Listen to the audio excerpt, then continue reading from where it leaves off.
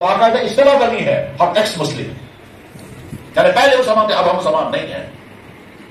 یاد رکھے ماحول جب بگڑتا ہے تو پھر بعد میں جس صورت حال سامنے آتی ہے. اللہ کے نبی علیہ السلام جو پیشن گوئیاں فرمائی تھی وہ پیشن گوئیاں پورا ہونے کا بالکل نزدیک وقت آیا. بچاؤ کی شکل صرف دعوت و تبلیغ کی محنت. اس لیے میرے بھائیوں جنہوں نے وقت لگایا وہ خود جانتے ہیں کہ تبلیغ کے نتیجے میں انسان کے اندر کیا تبدیلی آتی ہے. ارادہ کریں انشاءاللہ موت تک اصولوں کے ساتھ دعوتوں کے ساتھ جڑے گئے. اور جنہوں نے ابھی تک وقت نہیں لگایا ہے تمہارے لیے ہمدردی کی بات اور تمہارے خیر خواہی کی بات صرف یہی ہے اور کوئی راستہ تمہارے پاس نہیں ہے. کتابوں کے ذریعے سے، موبائلوں کے ذریعے سے، ویب سائٹوں کے ذریعے سے یا موبائلوں کے بیانات کے ذریعے سے اگر تم چاہو گے کہ دینداری نہیں آئے گی. صرف معلومات تو آئیں گی لیکن جن زندگی میں تبدیلی نہیں آئے گی. بے دینی کا سیلاب اتنا پاورفل ہے، اس کے لیے یہاں سے مضبوط ایمان اگر ہوگا تو بے دینی کے سیلاب سے اپنے آپ کو بچا پاؤ گے. اور وہ ایمان مضبوط آپ ایمان تب بنے گا جب عملاً میدان میں ہوگے. پانی کی تھیوریاں پڑھ کر کے انسان کی پیاس نہیں بجھتی، پانی پر تبصرے کر کے انسان کی پیاس نہیں بجھتی، پانی پینے سے پیاس بجھتی ہے. پر ٹھیک اسی طرح سے جب تک ایمان کے راستے پر چلو گے اور ایمان کے ماحول میں وقت گزارو گے، اور ایمان کا ماحول مسجد کا ماحول ہے، جب بار بار اللہ کو بولنا، اللہ کو سننا، اللہ کی طاقت، اللہ کی رحمت، اللہ کی عنایت، اللہ کا کرم، اللہ کی پکڑ نکر. ذرا سا سوچیں ہم میں سے ہر شخص نے کہاں کہاں کیا کیا کیا ہوگا. بہت کچھ یاد آئے گا، بہت کچھ بھول چکے ہو.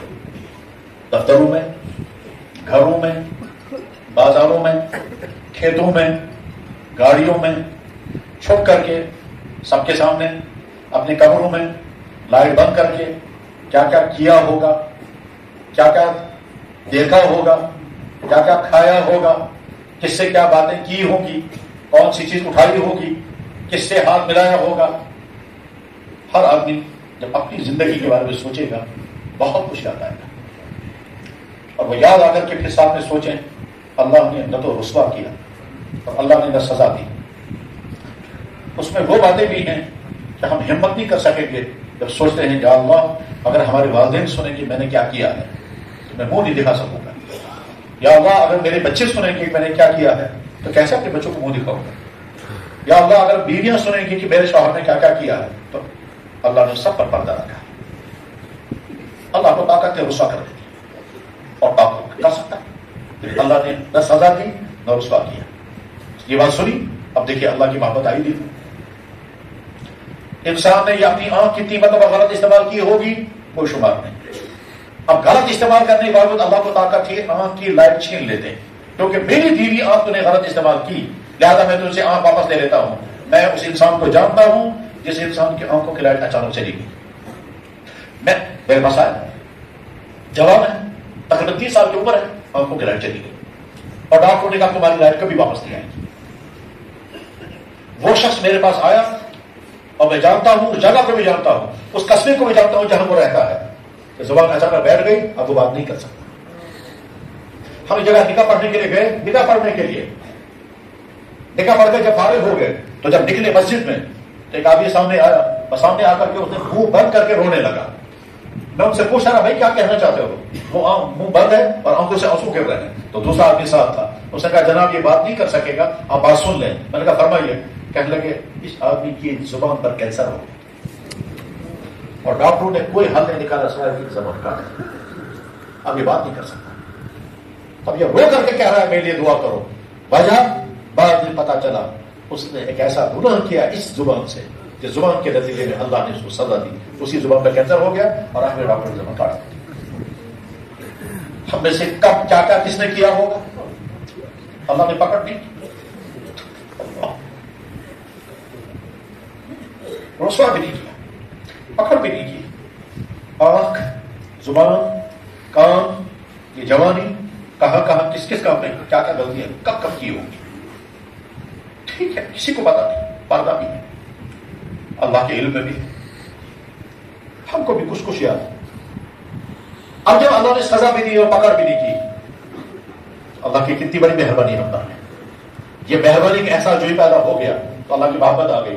اب اللہ فرما رہے ہیں میرے بندے میں نے تیری پکڑ نہیں کی شکر پڑھو اب آئندہ یہ غلطی نہیں کرنا. تو ارادہ کیا یا اب یہ غلطی نہیں کریں گے.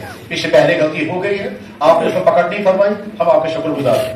رسوا بھی نہیں کیا آئندہ یہ غلطی نہیں کروں گا. تو یہی ہوگا جب یہ انسان دعوت کے ماحول میں بانٹ کر سنتا ہے، بولتا ہے، صبح بیان ہو رہا ہے، شام بیان ہو رہا ہے، ملاقاتوں میں غرض یہ کہ 40 دن یہی ایمان بولا گیا، سنا گیا، اس ایمان کے اندر طاقت پیدا ہوگی، اس کے بعد انسان اس کے بعد یہ ایمان جو ہے وہ گناہ۔ میرے بھائیوں، جو ایمان انسان کو نماز نہ پڑھوا سکے، جو ایمان جوان کو گناہ سے نہ روک پائے، جو ایمان انسان کو دفتر میں رشوت سے نہ روکے، جو ایمان انسان کو کسی نامحرم کا پیچھا کرنے سے نہ روکے، جو ایمان انسان کو دفتر میں کسی انسان پر ظلم کرنے سے نہ روکے، وہ ایمان اتنا کمزور ہے کہ یہ ایمان جہنم میں گرنے سے بھی بچا سکے گا۔ اس ایمان کو اتنا طاقتور بنانا ہے کہ اس دنیا میں وہ برائیوں سے روک لے، آخرت میں قیامت کے اللہ کے غضب سے بچا سکے گا، اور وہ ایمان پختہ ہوگا اسی دعوت کے ماحول میں۔ لہٰذا ارادہ کرو انشاءاللہ موت تک اپنے آپ کو دعوت کے ساتھ جوڑ کر کے رکھیں۔ جو جڑے ہوئے ہیں وہ مزید اصول اور پابندی کے ساتھ اس کام کے ساتھ جڑے رہیں۔ اللہ نے ایک ایسی گاڑی میں ہم کو سوار کیا ہے جس کا ڈرائیور بھی صحیح ہے اور ایک نہیں ہے، اللہ کے مقرب بندے جس کا ڈرائیور گاڑی چلا رہے ہیں۔ ہم اس گاڑی میں سوار نہیں ہیں جس گاڑی کا ڈرائیور بھی صحیح نہیں ہے، ہم اس گاڑی میں سوار ہیں جس گاڑی میں حق ہی حق ہے، جس گاڑی کی منزل ہدایت والی منزل ہے، اس میں کوئی ڈاؤٹ نہیں، کوئی شک نہیں۔ شکر پڑے یا اللہ آپ نے اس حق کام کے ساتھ ہم کو جوڑا ہے جس کے نتیجے انسان کو ہدایت ملتی ہے، اور یہ ہدایت کا تجربہ 100 سال کی تاریخ گزر گئی پورے عالم میں دعوت و تبلیغ میں۔ مجھے یاد ہے ہم ایک دفعہ مدینہ منورہ میں تھے، وہاں عالمی سطح پر کام کرنے والا ایک بزرگ چائنا سے دعوت کا کام کر کے واپس آئے تھے، اور جب انہیں کارگزاری سنائی تو کہنے لگے ہم نے ایک ایسے شہر میں کام کیا جہاں 8,000 مسلمان تھے اور وہ 8,000 مرتد ہو گئے تھے، پھر ہم کو وہاں بھیجا گیا، ہم نے ہوٹلوں میں بیٹھ کر کے کام کیا، اور جس آدمی نے ان کو مرتد بنایا تھا پہلے اس پر محنت کی، ہفتوں اس پر محنت کرنے کے بعد اللہ نے اس کو ہدایت عطا فرمائی، اور اس کے ذریعے سے وہ جو 8,000 مرتد ہو گئے تھے ان کو جمع کیا اور وہ سارے ایمان میں واپس آ گئے۔ یہ ساری رودات سنانے کے بعد پھر مدینہ شریف میں چند کشمیریوں کو کہتا تھا، کہتا جاؤ روزے مبارک پر سلام عرض کرو، اور سلام عرض کر کے کہو حضرت اگر یہ دعوت کا کام حق ہے تو ہم کو جڑنے کی توفیق ملنی چاہیے۔ میرا شبہ اس میں کوئی شک نہیں، دعوت و تبلیغ کی محنت حق، اور 100% حق نہیں، 1000% حق ہے، اس میں کوئی شک ہی نہیں ہے۔ اس کے نتیجے میں اللہ تعالیٰ شاہ ہدایت عطا فرماتے ہیں۔ تو میرے بھائیوں، دعوت کے کام کے ساتھ موت تک جڑے رہیں۔ جنہوں نے ابھی وقت نہیں لگایا وہ ارادہ کر کے اٹھیں کہ ہم وقت لگائیں گے، چاہے ابھی سے نام لکھیں اور چاہے ارادہ کر کے واپس جائیں۔ اگر ابھی نام نہیں لکھ سکیں گے، مسئلہ یہ نہیں اس وقت آپ نام لکھوائیں گے نہیں، مسئلہ یہ ارادہ کر کے جاؤ کہ ہمیں اس دعوت کے کام کے ساتھ جڑنا ہے، اس کے نتیجے میں ہمارا ایمان پختہ ہوگا، اس کے ذریعے سے ہماری زندگی میں ہدایت